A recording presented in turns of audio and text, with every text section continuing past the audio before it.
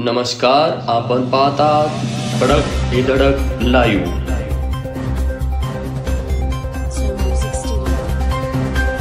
शेवटी तो आपल्या महाराष्ट्रातला आहे, त्याच्यामध्ये कुठेही आपल्याला दरी निर्माण करायची नाही।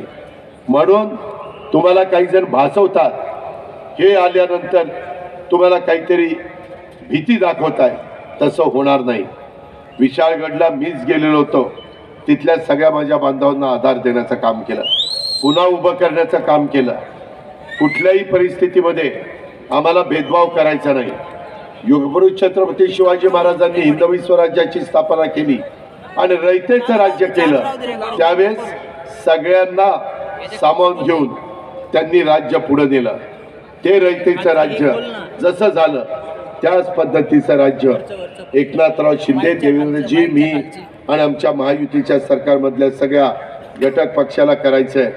आणि म्हणून उद्याची निवडणूक तुमच्या माझ्या गेवराईच्या भवितव्याची निवडणूक आहे, तरुणांच्या आशा आकांक्षाची निवडणूक आहे, माझ्या माय माऊलींच्या बहिणींच्या उद्याच्या या योजना पुढे चालू ठेवण्याची निवडणूक आहे। माझ्या शेतकऱ्यांच्या ज्या योजना मी आणलेल्या आहेत त्याही बंद न होता पुढे 5 वर्ष चालवण्याची ही निवडणूक आहे। त्याच्याकरता बाबांनो, काही झालं तरी गाफील राहू नका। माझी आपल्याला विनंती आहे, यावेळेस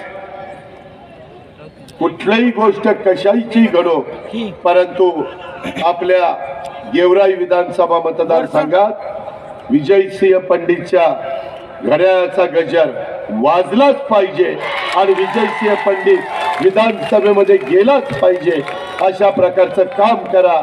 मी तुमच्या मागे संपूर्ण शक्ती निर्माण करण्याचं काम, तुम्हाला ताकद देण्याचं काम, मी कुठं तिथं कमी पडणार नाही, हा अजितदादाचा वादा मी तुम्हाला सांगतो आणि माझे 2 शब्द संपवतो। जय हिंद, जय महाराष्ट्र, जय महायुती।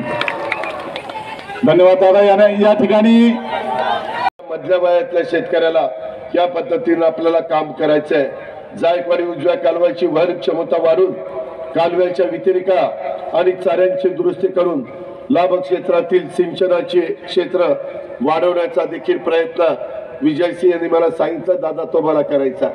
त्याचं विजन आहे, त्याला काहीतरी ह्या गेवराई विधानसभा मतदारसंघाच्या जे काही प्रश्न आहेत, जे काही अडचणी आहेत, ते त्याला सोडवायच्या।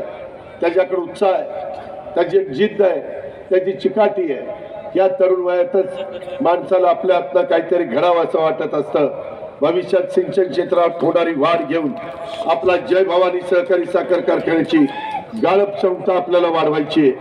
गेवराई विधानसभा मतदारसंघात अधिकाधिक सिंचन क्षेत्र वाढीसाठी आपल्याला साठवण तलाव आणि मध्यम प्रकल्पाची निर्मिती ही करायची आणि या सगळ्याच्या करता पैसा लागतो। कालच देशाचे तिसऱ्यांदा पंतप्रधान झालेले नरेंद्र मोदी साहेबांची एक फार मोठी सभा पुण्यामध्ये याच वेळेला झाली। जवळपास 24-25 तास उलटून गेले। मी त्या सभेला होतो, मी मोदी साहेबांशी पण बोललो। मोदी साहेब मला विचारत होते, अजित परिस्थिती कशी आहे राज्यामध्ये, सगळीकडं महायुतीचा माझ्या उमेदवारांचा बोलबाला आहे का? मी त्यांना सांगितलं की मोदी साहेब, तुम्ही आज देशाचे तिसऱ्यांदा पंतप्रधान झाले, परंतु आमच्या केंद्राकडनं काय अपेक्षा आहे? आम्हाला केंद्राचा पैसा आमचे मोठे मोठे प्रकल्प मार्गी लावण्याच्या करता तो त्या ठिकाणी मिळाला पाहिजे। मग आमचे नॅशनल हायवे असतील, आमचे रेल्वे लाईनचे प्रकल्प असतील,